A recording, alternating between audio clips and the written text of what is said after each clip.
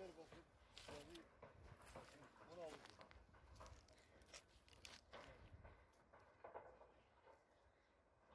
Ya bir meyve bahçesi daha yapıyoruz.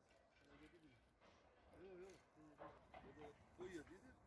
Fakat bizim yeni bahçe kızanlık meyve bahçesi yapalım. Canlı yeni.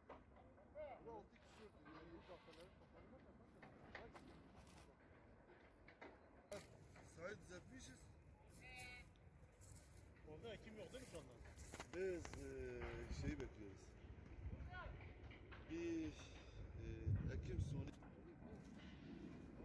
Abi buna bir sene verecek. Daha dolmadı bir sene.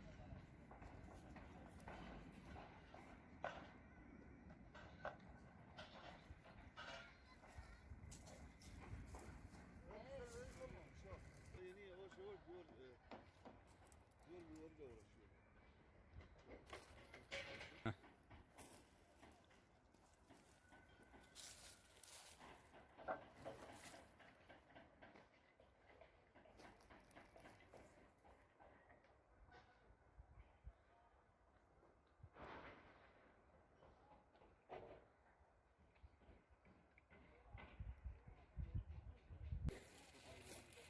Tabii katılıyor ha. Yani biz hatırlıyoruz şeyden. Köküne kadar bir kahve. Üçüncü seferdir